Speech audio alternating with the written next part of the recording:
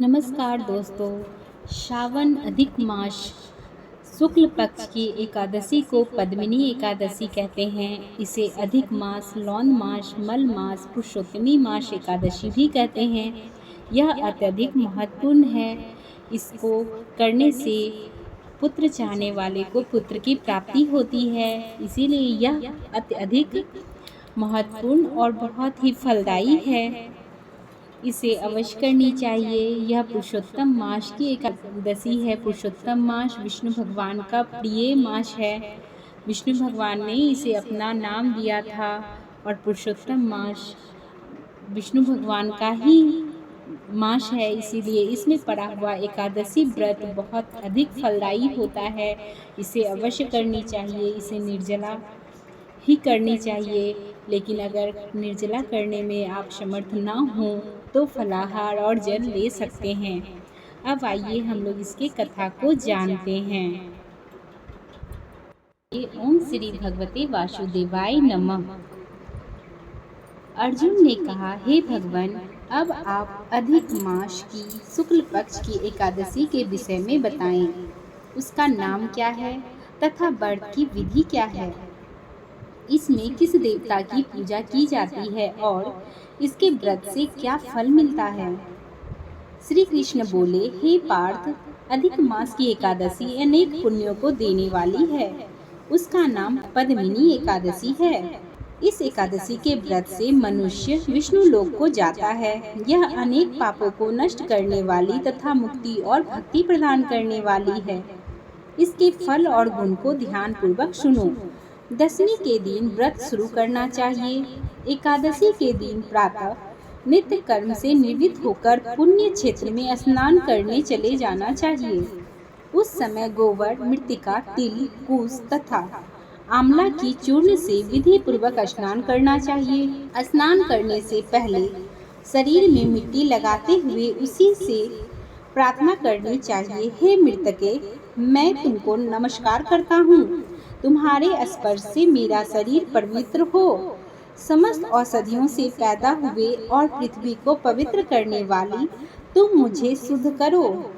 ब्रह्मा के थूक से पैदा होने वाली तुम मेरे शरीर को छूकर मुझे पवित्र करो।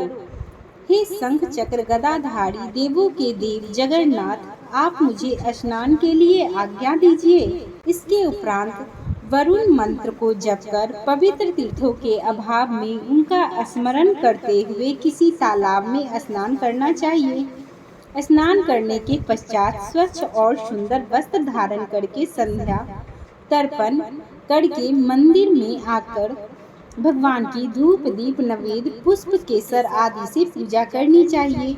उसके उपरांत भगवान के सम्मुख नृत्य गान आदि करें।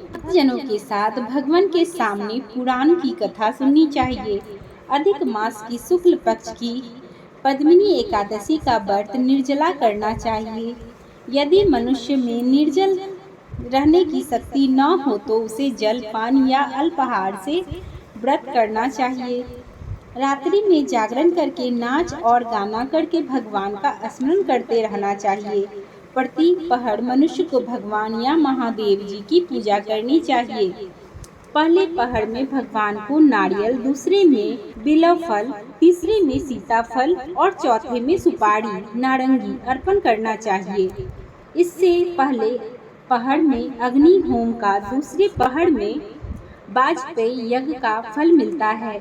इस व्रत से बढ़कर संसार में कोई यज्ञ, तप, दान या पुण्य नहीं है। एकादशी का व्रत करने वाले मनुष्य को समस्त तीर्थों और यज्ञों का फल मिल जाता है। इस तरह से सूर्य उदय तक जागरण करना चाहिए और स्नान करके ब्राह्मणों को भोजन कराना चाहिए। इस प्रकार जो मनुष्य विधि पूर्वक भगवान की पूजा तथा व्रत करते हैं उनका जन्म सफल होता है और वे इस लोक में अनेक सुखों को भोगकर अंत में भगवान विष्णु के परम धाम को जाते हैं। हे पार्थ, मैंने तुम्हें एकादशी के व्रत का पूरा विधान बता दिया है। अब जो पद्मिनी एकादशी का भक्ति पूर्वक व्रत कर चुके हैं उनकी कथा कहता हूँ, ध्यान पूर्वक सुनो। यह सुंदर कथा कुल सत जी ने नारद जी से कही थी।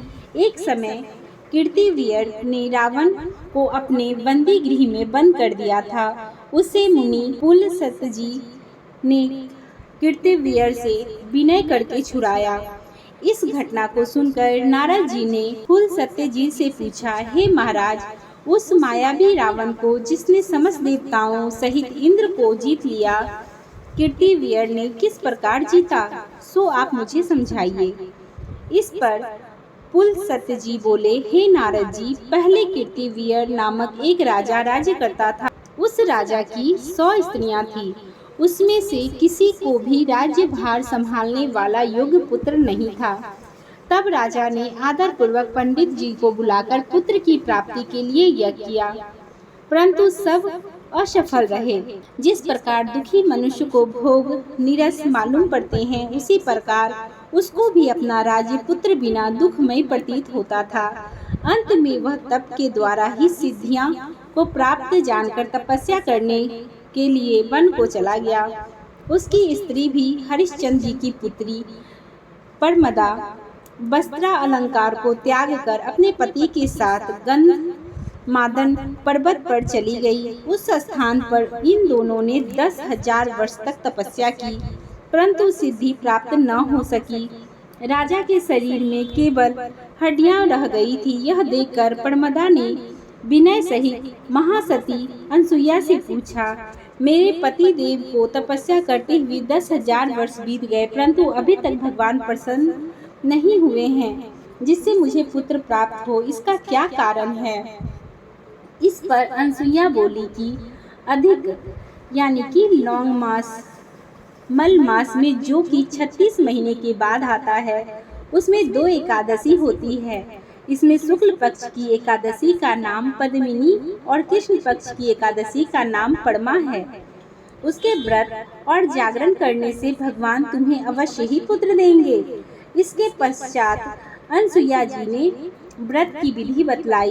रानी ने अनसुईया की बताई विधि के अनुसार एकादशी का व्रत और रात्रि में जागरण किया। इससे भगवान विष्णु उस पर बहुत प्रसन्न हुए और वरदान मांगने के लिए कहा। रानी ने कहा, आप यह वरदान मेरे पति को दीजिए। परमदा का वचन सुनकर भगवान विष्णु बोले, हे परमदे, मल मास लौंग मुझे बहुत प्रिय है। इसमें भी एकादशी तिथि मुझे सबसे अधिक प्रिय है। इस एकादशी का व्रत तथा रात्रि जागरण तुमने विधि पूर्वक किया, इसीलिए मैं तुम पर अत्यंत प्रसन्न हूँ। इतना कहकर भगवान विष्णु राजा से बोले, हे राजेंद्र, तुम अपनी इच्छा के अनुसार वर मांगो, क्योंकि तुम्हारी स्त्री ने मुझको प्रसन्न किया है। भगवान की मधुर वाणी सुनकर राजा बोले, हे भगवान, आप मुझे सबसे श्रेष्ठ सबके द्वारा पूजित तथा आपके अतिरिक्त देव दानव मनुष्य आदि से अजय उत्तम पुत्र दीजिए। भगवान तथास्तु कहकर अंतर्ध्यान हो गए। उसके बाद वे दोनों अपने राज्य को वापस आ गए। उन्हीं के यहाँ कीर्तिवीर उत्पन्न हुए थे। वे भगवान के अतिरिक्त सबसे अजय थे। इन्होंने रावण को जीत लिया था। यह सब पद्मिनी के व्रत का प्रभाव था। इतना कहकर पुलस्त्य जी वहाँ से चले गए। भगवान श्री कृष्ण ने कहा, हे पांडु नंदन अर्जुन, यह मैंने अधिक मास के शुक्ल पक्ष की एकादशी का व्रत कहा है। जो मनुष्य इस व्रत को करता है वह विष्णु लोक को जाता है। बोलिए श्री हरि विष्णु की जय।